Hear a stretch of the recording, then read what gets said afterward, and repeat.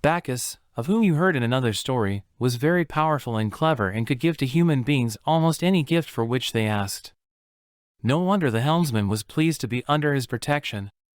However, Bacchus had a good deal of mischief in his nature, and here is a tale of a prank he once played upon a rich and greedy king. The king's name was Midas. He was very wealthy indeed, but he was a shocking miser. He loved gold for its own sake, not for what he could do with it. He collected as much of it as he could, and he loved to count his coins by the hour together. Some of the treasures in his palace were made of pure gold, and he was never tired of looking at them, and handling them, and wishing from his heart that he owned many more. One morning, King Midas was sitting on his throne, when there was a great noise outside, and in came a number of his harvesters and gardeners, leading a strange figure tied up with chains of roses. It was old Silenus, who had lost himself, and not only himself but all his friends and his prancing wild ass as well. He was very miserable and upset, for the country people had found him asleep in the king's rose garden, and thought it a great thing to have caught a wild satyr. Midas was delighted, for some of his own distant relations were satyrs, and he entertained Silenus most hospitably for 10 days. Then he said he would himself take him back to Bacchus, and he set off through the woods in search of the vine-crowned immortal. When they reached the flowery glade where Bacchus was living just then, King Midas gave Silenus into the care of his pupil and prepared to set off home again.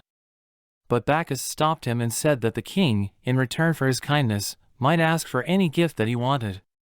Midas instantly declared that what he wanted, above everything else, was more money and more treasure. Would Bacchus grant him the gift of turning everything he touched into gold? Bacchus smiled and made a little movement of warning with his head. Then he told Midas he would grant his request. But the shining immortal shook his head again and looked amused, as the king went joyfully away. Bacchus was wondering how long it would be before Midas felt very sorry indeed that such a gift had been presented to him. The greedy king walked homeward through the woods, much pleased with his morning's work. Presently he thought he would put his wonderful new power to the test. Lifting his hand, endowed with its strange magic, to a green bough that hung just overhead, he drew down a twig, his eyes, shining with excitement, fixed upon the pretty brown bark and green leaves. Lo and behold, the moment his fingers touched the twig, it turned into the brightest, purest gold, and, breaking it away from the branch, Midas carried it homeward with him, his heart beating with excitement as he turned it this way and that, to make it glitter and flash in the sun. On went the king, holding aloft his golden twig. Presently he thought he would try his power again, so he stooped and picked up a stone. This also turned immediately into gold. Putting it into the pocket of his robe, which had itself been quietly turning into gold all this time, he walked a little farther and came out of the wood into a field of corn. He gathered one of the ears, and that, too, shone instantly with a golden radiance in his fingers. Then he reached his own orchard and, plucking an apple, found himself laden with another treasure. The same thing happened when he picked a bunch of roses in the garden. So, laden with golden fruit and corn and flowers, his pockets heavy with golden stones, and his golden robes trailing heavily about him, King Midas walked up the steps of his palace, and, passing through his surprised courtiers, reached the steps of his throne. He paused for a moment, laid down his spoils, and placed his hand on a pillar, which, of course, turned into gold on the spot. Then he told his lords-in-waiting to send out invitations for a great feast to be held in the banqueting hall as soon as ever the tables could be spread with delicious food and wine. For, thought he, I will show off my magical gift to all the neighboring princes and their ministers. How they will envy me my extraordinary powers. King Midas sat and played with his glittering golden treasures until the feast was spread and the guests had gathered around the table. Then he walked, very slowly and magnificently, to his place at the head. Everybody was watching him, for they had heard all sorts of rumors, and were very excited to see what would happen. King Midas took his seat and requested his visitors to start eating and drinking. They at once began to enjoy the savory dishes, the delicate fruits, and the rich cakes. The king watched them for a moment, then, with a smile, lifted a crystal goblet, full of water mixed with wine, to his own lips. He wanted to enjoy their surprise when the goblet turned to gold. And turn to gold it did, but the water and the wine turned with it. No sooner had the fragrant purple liquid touched the royal lips than down it trickled in a golden stream over the king's chin. Thirsty and dismayed, he set down the goblet and reached for some bread, only to find that it turned into gold before he could swallow it. So with the fruit, so with the cakes, so with the savory meat pies. The guests, whispering among themselves, began to smile behind their damask table napkins, and at last King Midas, hungry, thirsty, and very angry, rose from the feast and hurried away. But worse trouble even than hunger and thirst was in store for him. Coming to meet him, across the hall of the palace, were his beautiful little sons and daughters, radiant with health, and laughing over their play. They ran to him to kiss him, and, unthinkingly, he took one of them into his arms. To his intense horror, he found that the child in his embrace changed into a golden statue. He set the statue down and burst into tears of agony. Then, waving away the other startled and dismayed children, he went to weep in his own chamber. After a night of despair upon a hard, golden bed, he rose early and went off through the orchards and cornfields, until he reached the wood where Bacchus lived. Hurrying down the green, shadowy glades, he never paused until he found the vine-crowned immortal, seated among his goat-footed friends, with all his wild beasts around him. Falling on his knees, King Midas lifted imploring hands, and sobbed out his trouble, begging Bacchus to take his terrible gift away from him.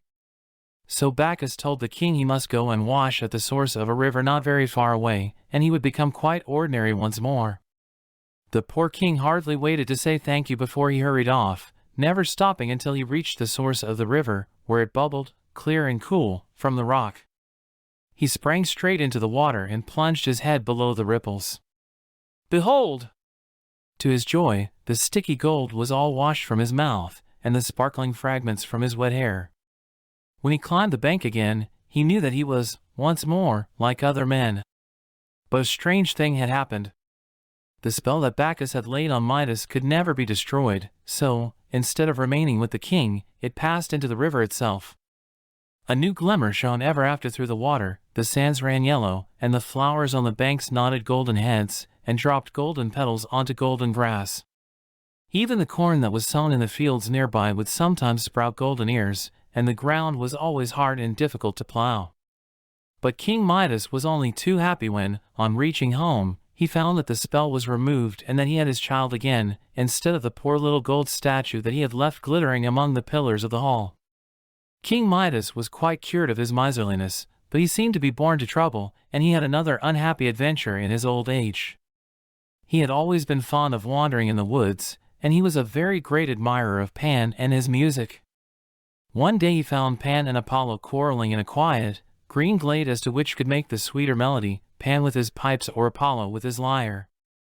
The nymphs, who sat around listening, seemed quite unable to judge, so both Pan and Apollo appealed to Midas to settle the dispute. The king, without a moment's hesitation, declared that Pan's music was the more delightful, whereupon Apollo lost his temper and cried angrily, "Whoever says a thing like that must have ass's ears." No sooner had he spoken than the unhappy king's ears turned into the ears of an ass, just as quickly as his apples and bread had turned into gold. Poor King Midas! He went home in no lordly manner this time, but as quickly and quietly as he could, and, sending for his lord of the bedchamber, at once ordered an enormous new headdress.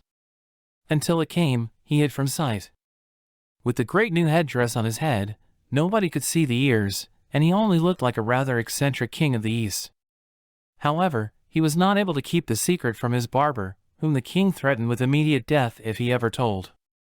The barber was so worried by the knowledge that he felt quite sure he would, one day, let it out. In order to relieve his feelings, he used, each time he cut King Midas's hair, to go down to the river and put his face deep among the reeds. Then he would whisper, "King Midas has ass's ears. King Midas has ass's ears. King Midas has ass's ears." Over and over again he would whisper it, until his mind felt relieved, when he would go home again in peace.